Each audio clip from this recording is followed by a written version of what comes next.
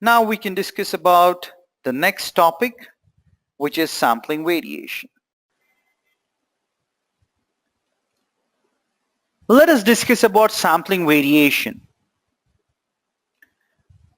We have already discussed about the sampling funnel, that we will have a population. On top of that population, you come up with a sampling frame, and using simple random sampling, you come up with a sample. That's your sampling funnel, right? So assume that these are the 4 numbers which are part of your population, and you're coming up with a few samples of size 2. So here is your first sample of size 2. You have randomly picked 2 numbers from this population.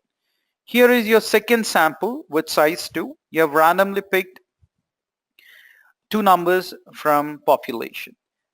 So on and so forth. You have 6 samples. So how many samples you have? 6 samples. And what is the size of the sample? It is 2. Right? And if I calculate the sample mean, the average of sample mean varies from one sample to another. If you see here, sample mean varies. That is the first property. Second property is that it varies, right? So I'm trying to get to this. I'm trying to get to this random variable. So the values vary. It is called as variable. And the sample mean can be different than your population mean. If I calculate the average for these 4 numbers, I'll get a value. That value would be most likely different than your sample mean. Most likely it will be different than your sample mean. That's one part. And each value here has an associated chance or probability associated with it. Hence it is called as random. Since it varies, it is called as variable. Since it has probability or chance associated, it is called as random. Hence sample mean is a random variable. If you're wondering on how did you get the probability values, think about this. If you roll a die once, you can get 1, 2, 3, 4, 5 or a 6. And we have already discussed that probability associated with getting a 1 is 1 by 6. Probability associated with getting a 2 is 1 by 6. Probability of getting a 3 is 1 by 6, so on and so forth. Now look at these values. You can represent these values as a set. You have 29, 30, 33, 33, 36 and 37. So here also you have 6 values. Probability associated with each value is once again 1 by 6. Probability associated with this is 1 by 6, so on and so forth. I'm simply applying the probability formula here. Number of interested events, which is 1 event here, divided by total number of events. Total number of events are 6. Alright. That's one thing that you need to understand about sampling variation. Each sample varies. Right? With each sample you get a different sample mean. And now let me explain you about central limit theorem. This is how central limit theorem works. I mean, in your school days you might have learned about central limit theorem without the essence on why we are learning, but here you are learning for a purpose now. If population follows normal distribution, then the sample mean will also follow normal distribution. First point. Second point. If the population does not follow normal distribution, still your sample mean would follow normal distribution provided the sample size is large. How large? We are going to discuss that. So this is your X bar. Right? I repeat. If population follows normal distribution, then sample mean will also follow normal distribution. That's first point. Second point is, if population does not follow normal distribution, still your sample mean follows normal distribution. However, here there is a condition to be satisfied, and the condition is that sample size should be large.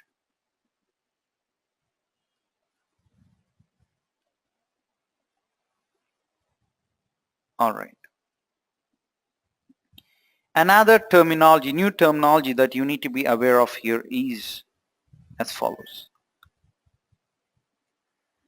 Standard deviation measures the variability within a single sample. However, how do you measure the variability between different samples? Variability within a single sample, variation, is measured using a standard deviation. However, variability between different samples is measured using another measure called a standard error. And standard error is given this formula, which is sigma over square root n. Right? So standard deviation measures the variability within a sample. Variability between samples is measured using standard error. So these are a few things that you need to remember. Now, here in the second point, if the population does not follow normal distribution, your sample mean still follows normal distribution provided sample size is large. How large should the sample size be? Let us discuss that. So the generic thumb rule is that choose a data set of 30 data points, but it may or may not be adequate.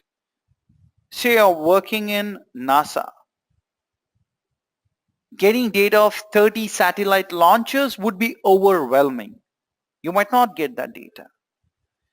At the same time, if you're working in a manufacturing plant, right? If you're working in a manufacturing plant which manufactures 10,000 shirts per day, then picking only 30 shirts to do your quality inspection might not be sufficient. Probably you need to pick 1,000 shirts maybe. So 30 is just a thumb rule.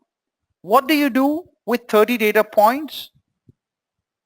You try to use these 30 data points to come up with some precise sample size. So what you exactly do in this scenario is as follows. Say you're collecting weights of the people. Initially you pick weights of 30 people. Weight of first person is 30 kgs, assume. Weight of second person is 40 kgs. Weight of third person is 27 kgs. So on and so forth. You have weights of all 30 people. 30th person's weight is say 87 kgs. Given this data, you can always calculate the mean of the data. Right? It's simple. Addition of all the numbers divided by total number of values. And you can also calculate the standard deviation of the data. Post which you can use these two calculations in skewness formula, which is x minus mu divided by sigma whole raised to the power 3. If this is your sample, the formula slightly changes to x minus x bar divided by s whole cube, because for a sample, mean is represented using x bar and standard deviation using s.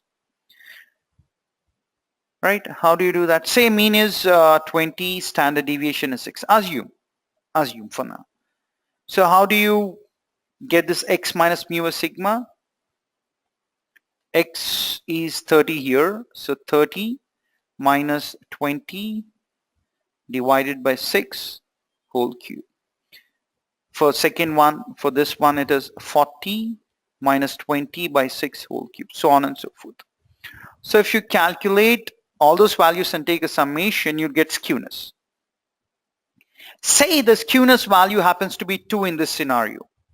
All you do is you substitute in this equation, which is n greater than 10 times of skewness square, which is 2 square, which implies n should be greater than 40.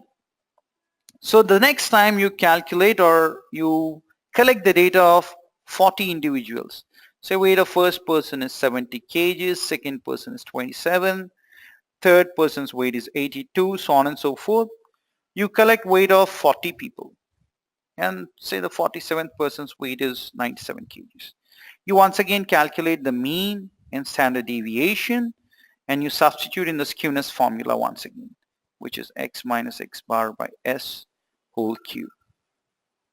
And you'll get another skewness value. Say this time you got a skewness value of 3.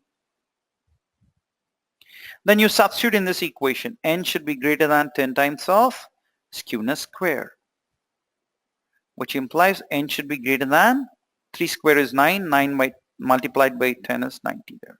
So this time, third time you calculate or you collect the data of 90 individuals, weights of 90 individuals, and then once again you can calculate the mean, standard deviation, substitute in this equation or in this formula of skewness, you'll get a different skewness value. Either you can do it using skewness or you can do it using kurtosis. Kurtosis formula is x minus x bar by s whole raised to the power 4 minus 3.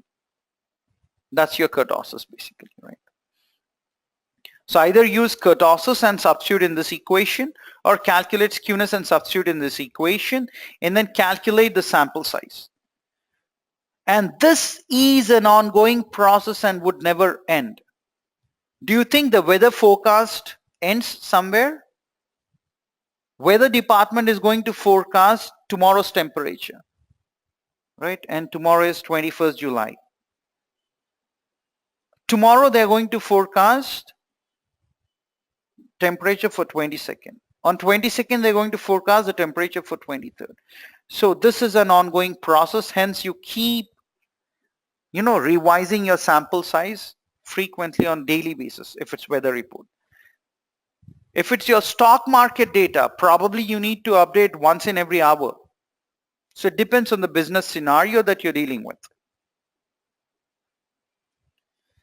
First time sample size you take is 30. Second time sample size, if you calculate skewness and substitute, might also become 20. Third time sample size might become 90. Fourth time you might want to collect 50. So it keeps varying basically. All right. So we will stop this particular tutorial here. And in the next tutorial, we'll discuss about confidence intervals, so on and so forth.